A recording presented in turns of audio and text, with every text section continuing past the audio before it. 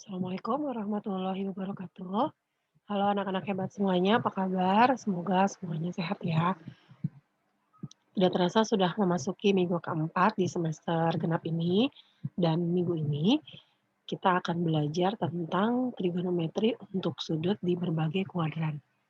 Bersama saya, Ibu Desi Ekawati SPD, yuk kita belajar bareng-bareng. Pertama kita punya masalah seperti ini, berapakah nilai dari sin 120 derajat, nilai cos 225 derajat, dan nilai tan 330 derajat? Kalau yang sudah kita bahas di minggu lalu, kita sudah belajar nilai trigonometri untuk sudut dari 0 sampai 90 derajat. Nah, bagaimana jika sudutnya lebih dari 90 derajat? Maka kita perlu menggunakan aturan sebagai berikut.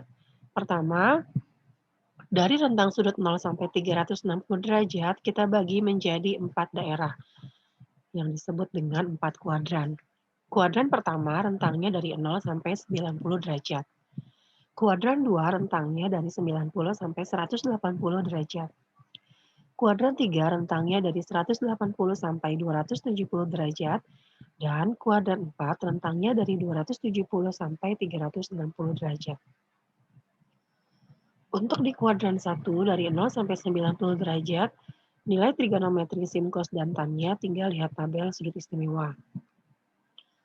Untuk tandanya baik sin, cos, maupun tan, semuanya bertanda positif. Sementara untuk di kuadran 2, kita gunakan rumus 180 dikurang alfa, dan tandanya ada yang negatif dan positif. Yang positif adalah sin, sedangkan cos dan tan bertanda negatif. Untuk di kuadran 3, kita gunakan rumus 180 ditambah alfa. Yang positif di kuadran 3 adalah tan, sementara sin dan cosnya bertanda negatif. Dan terakhir, untuk di kuadran 4, kita gunakan rumus 360 dikurang alfa, dan yang positif adalah cos, sementara sin dan tan-nya bertanda negatif. Untuk mempermudah kalian menentukan tanda positif dan negatifnya, Ibu buat kalimat seperti ini, semua cinta kau, semua untuk di kuadran 1, cin atau sin untuk di kuadran 2, ta atau tan untuk di kuadran 3, dan kau atau kos untuk di kuadran 4.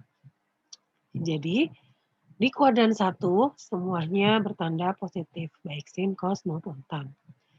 Cin berarti di kuadran 2, sin yang positif.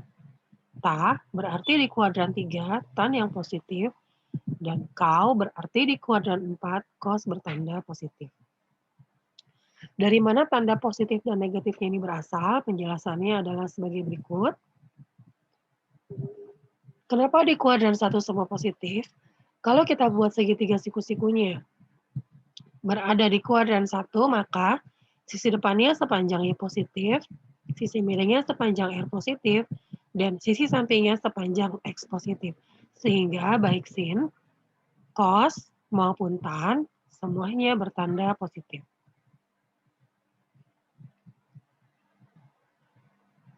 Kenapa di kuadran 2 sin bertanda positif? Jika segitiga siku-sikunya kita buat di kuadran 2, maka sisi depannya sepanjang Y positif, R-nya sepanjang atau sisi miringnya sepanjang R positif, tetapi sisi sampingnya sepanjang X negatif, sehingga untuk sin-nya tetap positif, tetapi untuk cos dan tan-nya bertanda negatif. Kemudian rentang sudut dari sumbu X menuju ke kuadran 2 ini adalah sepanjang 180 dikurang alfa. Karena itu kita gunakan rumus ini untuk di kuadran 2. Kenapa di kuadran 3 tan bertanda positif?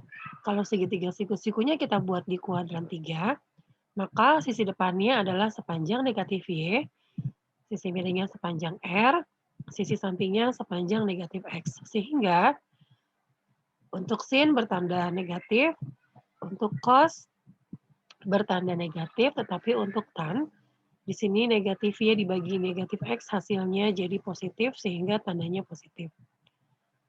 Rentang sudutnya mulai dari sumbu X menuju ke kuadran 3 adalah sebesar 180 ditambah alfa. Sehingga kita gunakan rumus ini untuk di kuadran 3. Terakhir, kenapa di kuadran 4 cos bertanda positif? Kalau kita buat segitiga siku-sikunya di kuadran 4, maka sisi depannya sepanjang negatif Y, sisi miringnya sepanjang positif R, dan sisi sampingnya sepanjang positif X. Sehingga untuk sin bertanda negatif, untuk cos bertanda positif, dan untuk tan bertanda negatif. Rentang sudutnya mulai dari X menuju ke kuadran 4 adalah sepanjang 360 dikurang alfa. Jadi kita gunakan rumus ini untuk di kuadran 4. Sekarang kita ke contoh soal. Berapakah nilai dari sin 120 derajat? Pertama, tentukan dulu 120 derajat ada di kuadran mana. 120 terletak di antara rentang 90 sampai 180, sehingga posisinya berada di kuadran 2. Karena di kuadran 2, maka kita gunakan rumus 180 dikurang alfa. Dan untuk tandanya, kalau di kuadran 2, sin bertanda positif. Kita selesaikan.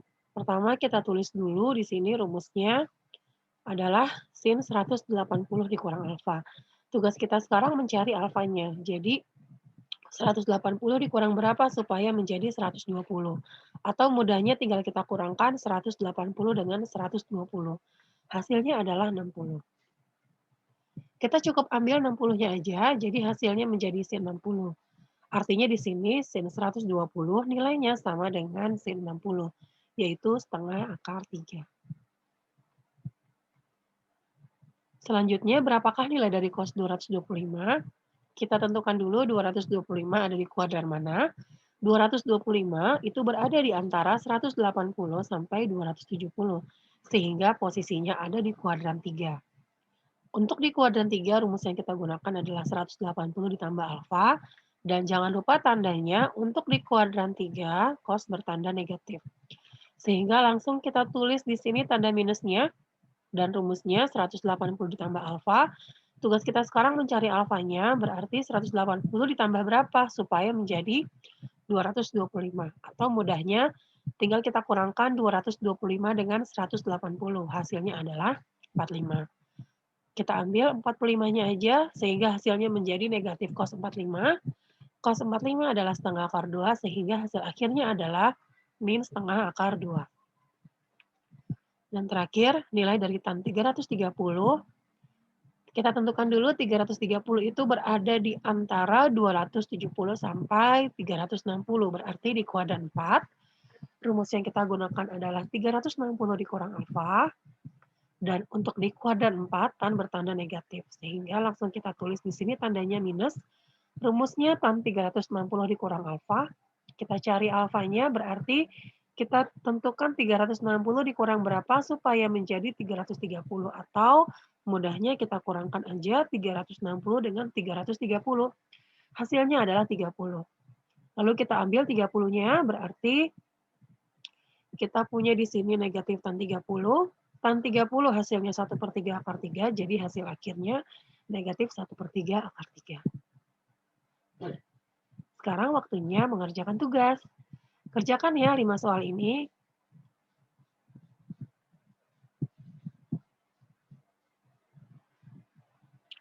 Sebelum mengerjakan, kalian catat materi dan proses mengerjakan tugasnya di buku tulis, dan nanti Ibu akan kirimkan link tugasnya berupa kuis dari Quizizz yang akan Ibu kirim via Google Classroom ataupun ke email kalian masing-masing.